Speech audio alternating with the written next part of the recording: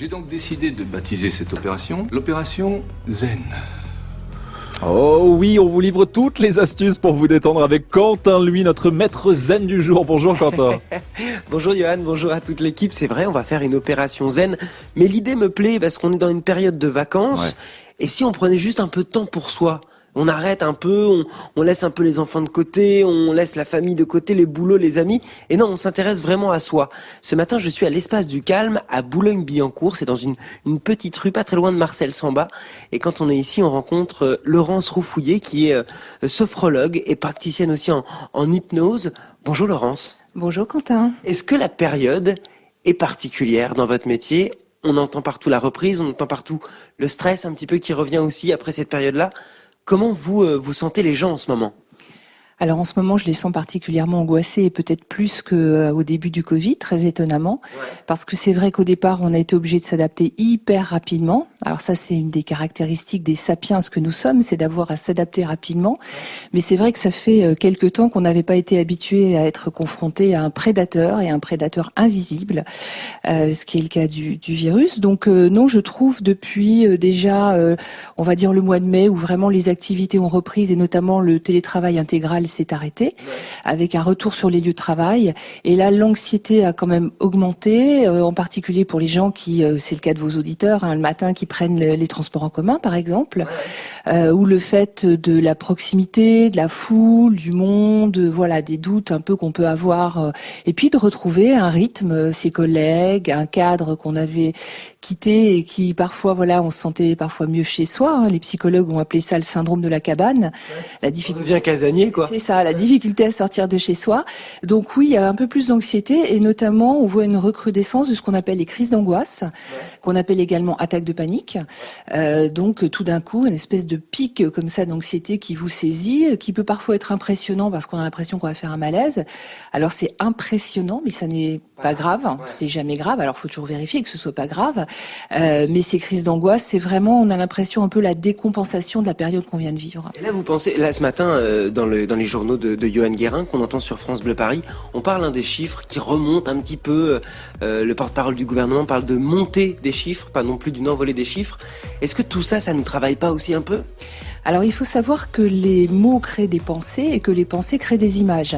Et que même si on est à la radio, alors on a tous fait cette expérience, en écoutant quelqu'un, on crée des images dans notre tête. Et le cerveau, c'est la même chose, c'est-à-dire que si on lui donne des informations, lui, il va commencer à créer des images parce que sur un certain nombre de situations, il anticipe. Donc il veut toujours nous préparer dans l'anticipation à savoir quoi faire. Le problème, c'est que si on imagine le pire, on se prépare au pire et on ressent des choses un peu désagréables. Ce que vous faites. Alors voilà, Laurence, sa voix elle est super, j'imagine Johan que vous entendez, vous découvrez. Elle va nous donner des clés pour aller un petit peu mieux de ce côté-là. Si c'est votre cas par exemple, si parfois vous vous sentez un peu oppressé comme ça, ce matin on va prendre du temps pour respirer, pour communiquer. Et puis voilà, peut-être dans le trajet du matin, trouver des clés pour aller mieux. Ah super, et on vous retrouve dans 10 minutes. Quentin, lui, avec toutes ses bonnes astuces. Les journées débutent à peine, c'est souvent la course avec le travail, votre vie perso. Il est important de prendre soin de vous. Et ce matin, on vous aide à y parvenir avec des exercices de détente que vous pouvez reproduire à la maison, au bureau. Et pourquoi pas dans la voiture. Quentin, lui, vous êtes à l'Espace du Calme de Boulogne-Billancourt ce matin. Avec Laurence Roufouillet qui est sophrologue et qui va nous emmener comme ça dans un moment très particulier de la journée, c'est le matin. Alors on n'est pas tous égaux le matin. Il y en a qui sont du matin, moi je suis du matin, plutôt Johan aussi. Mais nous vaut mieux, Mais pour certains, c'est plus la corvée. Qu'est-ce qu'on peut faire pour améliorer ce moment-là dans le métro ou dans la voiture, comme Johan le disait à l'instant? Alors moi, j'aime bien l'idée de se servir du temps de déplacement du matin pour faire un sas. Donc profiter de ce trajet pour commencer effectivement sa journée. Et moi, je trouve plutôt essayer de se projeter positivement. Alors, pas évident de se projeter positivement. Comment? Parce qu'on peut avoir effectivement un certain nombre d'appréhensions, d'anxiété, etc. Première chose, qui est un point pour moi je trouve assez fort, c'est qu'on a des ressources. Et la vie nous montre nos expériences de vie, ce qu'on a déjà fait, que ce soit au travail ou dans la vie personnelle, qu'on a énormément de ressources et que c'est souvent dans les situations un peu rocambolesques, inattendues, imprévues, qu'on retrouve des ressources. Donc ça, en prendre conscience le matin et se dire, voilà, de toute façon, même s'il y a des imprévus, je sais faire. Je vais gérer. Voilà. Et puis si je sais pas faire, je trouverai bien quelque chose. Donc d'être plutôt dans cette optique-là, On se met en confiance avec soi-même presque. En fait, on n'a pas d'autre choix. Parce que si on compte sur les autres, ça reste. Alors c'est possible, hein, la solidarité, la coopération, tout ça, ça existe et dans le monde du travail aussi. Mais c'est vrai qu'on ne contrôlera jamais complètement les autres, alors qu'on peut se maîtriser soi-même. À 100%? Alors à 100%, non. Il y a toujours évidemment une part d'aléas. Puis c'est pas forcément. Moi j'ai écrit sur le perfectionnisme. Je suis pas forcément sur le 100% tout le temps. Il faut fonctionner en économie d'énergie, c'est-à-dire que c'est du développement durable, c'est la bonne énergie pour le bon résultat. Alors, par exemple, le matin, on peut se dire, moi j'aime bien ça, se dire de quelle qualité j'ai besoin aujourd'hui. Par exemple, est-ce que j'ai besoin de discernement, de clairvoyance? Est-ce que j'ai besoin de clarté dans mes propos, par rapport à ma journée? Est-ce que j'ai besoin de créativité? Est-ce que j'ai besoin de persévérance, d'endurance, de conviction? Je sais pas, si je suis commerciale et puis que je sais que j'ai un certain nombre de rendez-vous, je vais essayer de mobiliser, de me concentrer sur mes qualités, c'est-à-dire les choses qui m'appartiennent réellement. Être cohérent avec soi-même et avec sa journée qui arrive, ça c'est un bon conseil. Ouais. Développer la meilleure partie de soi-même qui va être en adéquation avec ce qu'on va vivre aujourd'hui. Voilà le conseil de Laurence Roufouillet qui nous accueille à l'Espace du Calme à Boulogne-Billancourt. On s'est dit que ça nous ferait du bien de faire cette petite pause détente là, avant le boulot, Johan. Parfait, on aura d'autres conseils jusqu'à 9h avec vous. Quentin, lui, belle journée aussi pour prendre le temps de profiter d'un joli séjour, prendre le temps aussi pour faire du bien à votre corps, votre esprit, c'est important. Se détendre, c'est essentiel pour conserver votre énergie et votre tonus. On vous donne les clés ce matin pour y arriver. Avec vous, Quentin, lui, et il y a des exercices de respiration notamment à faire, c'est plutôt pas mal et c'est plutôt facile. On va le faire ensemble. Est-ce que vous êtes prêts, vous, Johan? Oui, vous êtes en condition? Allons-y. Je viens d'arriver à l'Espace du Calme à Boulogne-Billancourt. Il y a des galets au sol, ça sent bon, il fait chaud. Et il y a Laurence Roufouillet qui est sophrologue ici. Laurence, qu'est-ce qu'on peut faire comme ça? Déjà, c'est très sympa chez vous, je tiens à vous le dire. Merci, c'est fait pour que les gens se trouvent dans une ambiance justement agréable et dans une petite bulle. C'est vrai que c'est vraiment l'espace du calme. Alors, qu'est-ce qu'on va faire ensemble, là, que tout le monde peut faire ce matin pour bien commencer la journée? Quelque chose de très simple qu'on peut faire même quand on est au volant. Donc la première chose, c'est de ralentir la respiration. La respiration, c'est une fonction du corps qui est automatique, mais sur laquelle on peut agir. Donc respirer lentement ralentit le système nerveux autonome. C'est-à-dire que ça va activer une partie du cerveau qui est plutôt axée sur la détente. Donc une chose très simple, on inspire. Donc je vous conseille, même si vous êtes au volant, d'inspirer lentement par votre nez. Allez, on le fait tous. Même si vous êtes dans la voiture et que vous êtes en train de sourire, essayez de le faire avec nous. Donc je prends mon nez, mon nez est là, et on y va. C'est exactement ça. Alors le repère que je vous donne, comme si vous étiez en train de respirer un parfum. Donc vous allez prendre le temps. On inspire lentement par le nez et on va souffler tout aussi tranquillement par le nez ou par la bouche, c'est comme vous voulez. Les deux, c'est possible? Pas en même temps. Donc non, c'est plus facile par la bouche si vous ressentez de la pression. Okay. En particulier si vous avez peur d'être en retard. Si vous êtes au volant, une petite chose supplémentaire, laissez retomber vos épaules. Donc relâchez vos épaules, sentez que vos coudes sont souples même si vos mains sont sur votre volant. Si vous êtes dans les transports, décroisez vos bras, vous posez vos mains sur vos cuisses par exemple, et vous rentrez dans cette respiration lente en l'écoutant. Moi, j'aime bien l'idée d'écouter la respiration parce que comme vous nous l'avez fait entendre, Quentin, la respiration, elle produit un petit bruit qui peut faire penser au bruit du vent ou au bruit des vagues. Et simplement, quand vous sentez que ça monte en pression, pendant 1 minute par exemple, vous ralentissez votre respiration et vous l'écoutez comme si vous étiez en train d'écouter le vent ou les vagues. Devenons le vent, devenons les vagues et respirez tout doucement. Ça fait du bien de faire une pause comme ça. On devrait le faire plus souvent, ce genre de truc. Même en studio à la radio, je vous imagine, Johan, avec vos mains posées sur vos genoux. Oui, mais bien sûr. Et essayez de garder ça en tête parce que ça peut complètement changer votre quotidien. Je pense au métro, je pense au RER, mais aussi à la voiture. Votre corps, c'est vrai, est très sollicité pendant la journée. Il a besoin de se relaxer car il accumule des tensions qui sont vraiment pas bonnes pour votre santé. Eh bien, France Bleu Paris est à vos côtés ce matin pour vous apporter un peu de sérénité. Quentin, lui, en direct de l'Espace du Calme situé à Boulogne-Billancourt, on parle de la détente mais en circuit court. Quentin, avec Laurence Roufouillet, sophrologue, autrice de Perfectionnisme, mon meilleur ennemi. J'arrête d'en faire trop aux éditions Larousse. Oui, c'est un livre bleu, tout bleu, avec comme un soleil qui se lève derrière le titre. Laurence, pourquoi le perfectionnisme vous a inspiré ce livre-là en tant qu'autrice francilienne ? Parce que c'était quelque chose dont on parlait souvent. Beaucoup de gens me disaient « mais je suis perfectionniste ». Et je me rendais compte que ce perfectionnisme, quand il était poussé à l'excès, c'était plutôt un travers que réellement une qualité. Ça devenait un ennemi ? Exactement, c'est-à-dire que le perfectionnisme, on va dire le goût du travail bien fait, hein, ça c'est quelque chose qui est normal. Quand on fait son travail, on a envie que ça fonctionne, on a envie de réussir, d'atteindre ses objectifs. Hein, on part tous là pour notre journée de travail, donc ça c'est normal. Le perfectionniste, c'est quelqu'un qui va avoir en permanence une relation aux exigences.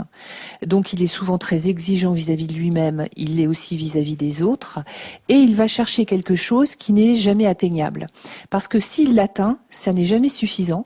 Donc il va toujours chercher plus, mieux, plus difficile, plus beau, et parfois plus dans le détail. Et les détails ne sont pas les bons amis du travail efficace. Un travail efficace, c'est un travail qui va être terminé, globalement satisfaisant. Mais si on commence à vérifier, à partir dans les détails, à essayer de faire tout le temps mieux, d'abord on perd du temps et puis on n'obtient jamais rien. Et surtout, soi-même, on est insatisfait. Donc on n'a jamais de retour sur investissement avec le perfectionnisme. Le perfectionnisme, il va par exemple nous mettre souvent en rapport avec la comparaison. Donc on va se comparer aux autres, à nos collègues, à d'autres. Qu'est-ce qu'ils pensent de nous, tout ça? Donc, alors voilà, un critère très important, le regard des autres.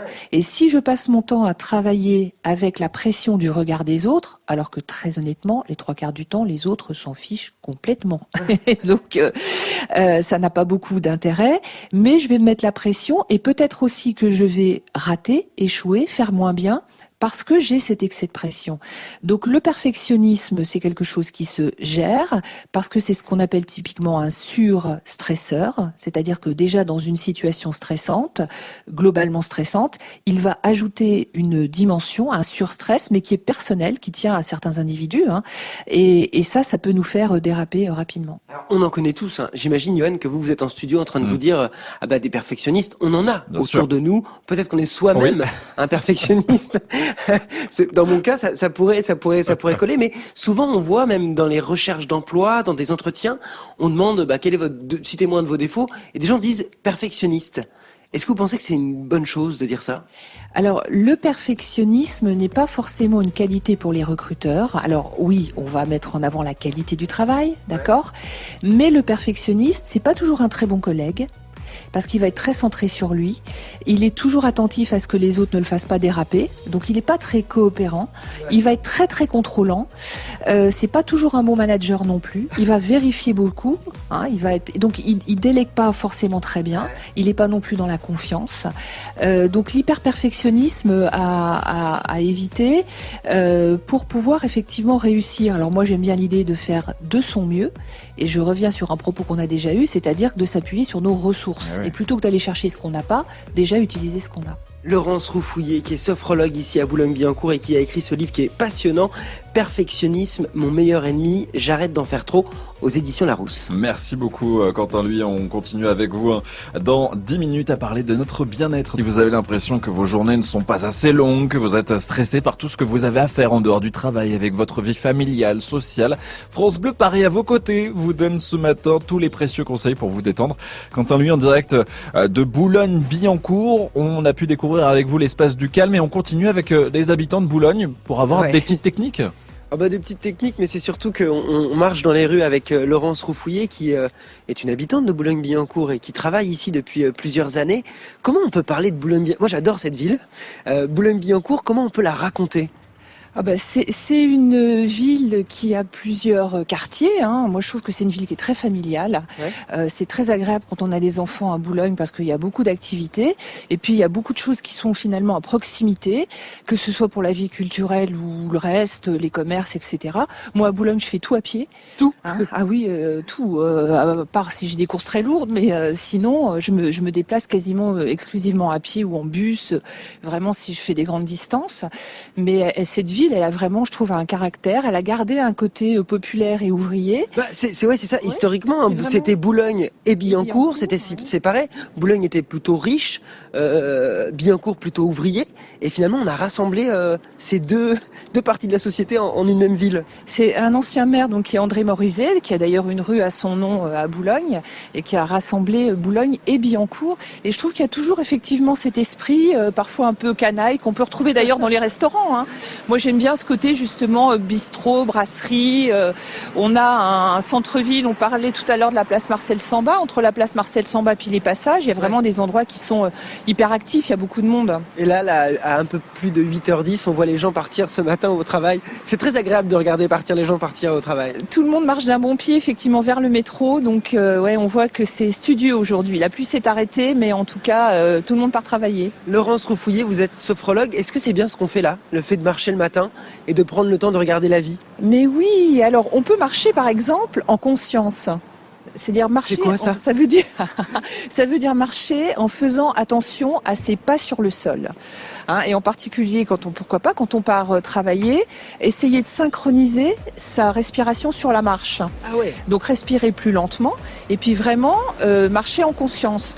Et comme on se rapproche aussi du café, on peut manger un croissant en conscience par exemple. Ça c'est un truc génial. On peut se l'autoriser. On peut s'autoriser et ça évite de l'engloutir trop vite et d'en profiter vraiment, puisque l'intérêt de toutes les techniques qu'on appelle de pleine conscience, alors qui sont à la limite de la sophrologie et puis aussi de la méditation, c'est d'apprécier vraiment les choses en utilisant ses sens, nos 5 sens. Donc apprécier le matin quand le jour se lève, hein, on a des belles couleurs. Là c'est magnifique. Ah oui. Ça fait partie des choses qui peuvent nous mettre de bonne humeur. Ben voilà, le petit conseil c'est de s'écouter respirer, de se regarder marcher, de parler de la conscience comme ça, d'être en pleine conscience et de partir pourquoi pas travailler ou dans sa journée avec un rythme et en partant du bon pied. C'est important de se le dire. Mais oui, on continue la balade dans les rues de Boulogne-Billancourt avec vous. À tout à l'heure, Quentin Louis. 8h26, nous retrouvons Quentin Louis en direct de Boulogne-Billancourt. Exactement, Quentin Louis, vous êtes en direct du boulevard Jean Jaurès au café chez Odette. Pourquoi vous nous avez emmené ici, Laurence Roufouillet? Vous êtes sophrologue ici à Boulogne-Billancourt et on vient d'arriver chez Odette. Chouette adresse. Alors moi j'aime bien cet endroit parce que d'abord c'est très courageux. C'était un petit bar de quartier qui ne ressemblait à rien et qui a été repris pour faire une très jolie brasserie. Donc on est dans une ambiance un peu végétalisée. Il y a une petite terrasse qui est très sympa avec beaucoup de bois et puis ça donne sur une petite place. Alors jusqu'à il y a pas longtemps il y avait beaucoup de monde dehors et puis on y mange très bien. C'est la place Solferino, c'est ça? Et c'est ça. Et on y mange très bien. On peut le soir boire un verre avec des amis en mangeant une petite planche de fromage ou de charcuterie. Et puis il y a des petits plats qui sont délicieux, des coquillettes au comté dont je raffole, voilà. Donc vous savez tout. On prend les bonnes adresses comme ça, on aime les partager sur France Bleu Paris. Vous êtes sophrologue, mais vous bossez avec l'hypnose. Alors moi l'hypnose, d'un côté je me dis est-ce que ça marche pas? Est-ce que c'est que pour l'arrêt du tabac? Qu'est-ce que vous faites avec l'hypnose? L'hypnose, on va aller chercher, alors en sophrologie, on va travailler davantage sur les symptômes, les manifestations, les côtés un peu désagréables que les gens ressentent. En hypnose, on va essayer d'aller chercher les causes. Alors par exemple, pour l'arrêt du tabac, alors qu'on sait que fumer tue, pourtant, on va continuer à le faire. Donc, c'est parce qu'il y a des incohérences et qu'ils vivent plutôt, on va dire, au niveau de l'inconscient. Donc, l'hypnose, ça marche bien pour toutes les dépendances en général, mais ça peut être aussi, par exemple, les addictions au pain au chocolat. Vous dites ça pour moi? Non, non. Parce que j'ai pris un pain au chocolat, c'est pour ça. C'est-à-dire que j'avais dit en conscience, mais bon. Donc, ça peut être pour effectivement les dépendances, les gens qui grignotent, hein, ou des moments. Alors, pendant le télétravail, on a vu beaucoup de gens qui sont mis à grignoter. Donc, comme on arrive à se débarrasser de ça, par exemple, ça fonctionne bien pour les phobies. Pour les phobies. Ça peut être la peur de l'avion. Hein, c'est quoi les phobies que vous avez en cabinet, par exemple? Alors, classiquement, effectivement, la peur de l'avion, la peur de la foule. Et puis, on a quelquefois des phobies qui paraissent étranges ou irrationnelles. Je pense par exemple à la peur des pigeons, ce qui est embêtant quand on est en région parisienne parce qu'il y en a quand même beaucoup. Et c'est assez fréquent. Je rencontre quand même pas mal de gens qui ont la phobie des pigeons et pour laquelle on a beau leur dire que le pigeon ne va pas les attaquer, mais ça passe pas du tout par la raison. Ça repose sur d'autres ressorts sur lesquels on peut travailler en hypnose. Ben voilà, la phobie des pigeons, c'est peut-être votre cas. Ça fait sourire. En même temps, c'est pas si drôle parce que si ça vous arrive, c'est quand même embêtant. Merci Quentin, on vous retrouve dans 10 minutes. On continue cette balade en direct de Boulogne-Billancourt avec notre invité ce matin, sophrologue. Ce matin également, c'est un moment bien-être qu'on vous propose. Quentin, lui, est à votre rencontre pour découvrir vos petites astuces qui aident à vous détendre. La respiration, c'est notamment la base, on en parlait tout à l'heure. Et on vous retrouve, hein, Quentin, lui, en direct des rues de Boulogne-Billancourt. Vous êtes avec Jeff qui va au travail ce matin. Quentin, vous êtes là? Quentin, avec... Oui, je viens de croiser Jeff. Bonjour Jeff. Bonjour. Vous faites quoi ce matin là, à cette heure-ci? Je vais au boulot. Vous êtes en avance, en retard? Je suis en retard. Ok, d'accord. Bon, comme ça, c'est assumé. Je marche avec vous, on part vers le métro Marcel Samba, j'imagine? C'est bien ça, ouais. Vous allez dans quel coin? Dans le 7e. Dans le 7e. Qu'est-ce que vous faites dans la vie, vous? Je suis data scientist. Oula, data scientist, ça veut dire quoi? Je travaille dans l'intelligence artificielle et dans le traitement des données, on va dire. Waouh, on en est où dans l'intelligence artificielle? On commence à voir des voitures qui se garent toutes seules, là. C'est assez intéressant, là, dans Paris. Ouais, c'est bien ça, ouais. On va dire que c'est une des applications possibles de la data science. Parmi tant d'autres, on va dire. C'est quoi qui vous fascine le plus, vous, dans ce qui va arriver dans l'intelligence artificielle? Bah, effectivement, comme tu as pu le dire, tout ce qui est voiture qui se gare toute seule, des machines qui fonctionnent tout seules. Ouais. Mais pour moi, il y a peut-être d'autres domaines où l'intelligence artificielle mérite peut-être plus sa place. La science, la santé, par exemple? Oui, exactement. Ouais. La prédiction des maladies, par exemple, ça c'est pas mal. Par exemple, moi je travaille dans tout ce qui est détection de la fraude. Ouais. Ça c'est quelque chose qui mériterait d'être encore plus développé, par exemple, parmi tant d'autres. C'est-à-dire que les arnaqueurs vont se faire attraper par des robots maintenant. Ouais, exactement. Ouais. Jeff, on fait une émission ce matin assez passionnante sur le stress avant d'aller au boulot. Est-ce que vous faites partie des gens qui sont un peu stressés avant d'aller au travail, vous? Non, pas du tout. Ah ouais, ça se sent. Hyper serein, Jeff. Ouais. Parce Moi, qu'on parle on parle de la sophrologie et on parle Ouais. du fait de quand on marche, de penser à des pensées positives, à éviter de stresser pour rien, etc. Vous, votre bon conseil pour bien démarrer la journée, c'est quoi? C'est faire du sport. Faites quoi? Moi je fais de la musculation. On se lève assez tôt, on fait du sport, on mange, et puis on est parti pour une journée pleine d'énergie, on va dire. Pleine d'énergie au milieu des datas, au milieu de l'intelligence artificielle. C'était un plaisir de faire votre connaissance. Merci. À bientôt, Jeff. À bientôt. Au revoir. Bon courage. Les data scientists, les Parisiens, les métiers qu'on découvre aussi dans Paris. Nous sommes en direct de Boulogne-Billancourt et on y reste encore quelques minutes avec vous pour parler du stress et de la sophrologie. Ben oui, c'est vraiment passionnant et c'est vrai qu'on aime aussi ces petites rencontres avec vous chaque matin, vous donner la parole. On est à vos côtés sur France Bleu Paris. Et d'ailleurs, si vous avez des petites astuces, n'hésitez pas à trouver Quentin lui à les partager avec nous ce matin en direct des rues de Boulogne-Billancourt. Nous retrouvons Quentin lui, c'est vrai que vous êtes dans les bouchons ce matin. On vous invite à vous détendre. Quentin, lui, en direct de Boulogne-Billancourt, avec quelques exercices, que vous pouvez partager avec nous. C'est vrai que ça fait du bien au corps, au mental. Et en plus, ce qui est plutôt pas mal, Quentin, c'est que c'est gratuit. Oui, c'est-à-dire qu'on peut le faire sur le chemin du travail, on peut le faire dans le métro. Les exercices qu'on a vus ce matin, de respiration, de grandes inspirations par le nez, comme si on respirait un parfum, et on laisse ressortir l'air progressivement. On essaie d'avoir un rythme, c'est un peu comme de la musique. Justement, je suis avec Nathalie, que j'ai croisée à Boulogne-Billancourt. Bonjour Nathalie. Bonjour. Vous, à quel moment dans votre vie vous avez rencontré la sophrologie? À quel moment vous en avez eu besoin? Il y a une dizaine d'années à peu près, j'avais besoin de prendre la parole en public. Oui. Lors d'un séminaire, j'étais dans une grande entreprise à cette époque-là et c'était pour gérer mes émotions en fait Ouais. et être capable, être en capacité de m'adresser à un public. Et qu'est-ce que vous avez découvert avec la sophrologie? À respirer d'abord. Ce qu'on disait là, ça marche? Voilà. Et puis aussi à identifier mes ressources, Ouais.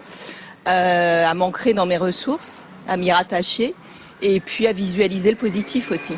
Vous venez, vous êtes ici à l'Espace du Calme, à Boulogne-Billancourt, Ouais. avec Laurence Roufouillet qu'on a suivi tout ce matin, qui est sophrologue. Qu'est-ce qu'elle vous a apporté dans votre quotidien, dans la vie de tous les jours? Prise de recul. Et puis souvent les exercices que je fais avec Laurent, je les refais chez moi. Ouais. Voilà.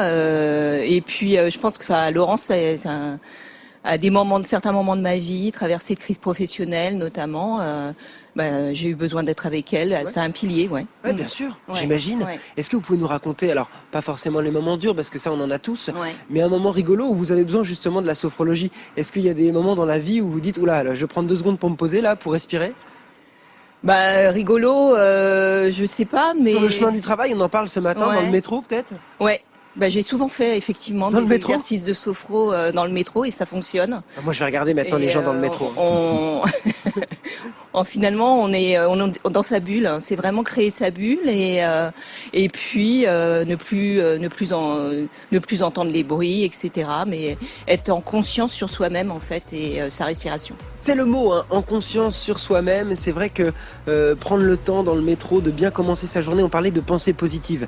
De quelles ressources je vais avoir besoin aujourd'hui. Je sais qu'en moi il y a ça, que je peux faire appel à ça. C'est tout ça qu'on a appris ce matin et je pense que ça fait du bien dans une période de vacances de se retrouver avec soi-même là, juste avant de reprendre le boulot. Je vous souhaite une très belle journée. J'espère que ça vous aura servi pour les prochains jours, pourquoi pas. Merci beaucoup, Quentin. Lui, c'était un vrai plaisir. En tout cas, c'est vrai que ça fait toujours du bien à cette respiration en conscience. À toutes les infos d'ailleurs de cet espace que vous avez pu découvrir, l'espace du calme à Boulogne-Billancourt. Et puis les infos de notre invité ce matin, la sophrologue Laurence Roux-Fouillé, à retrouver très vite sur francebleuparis.fr.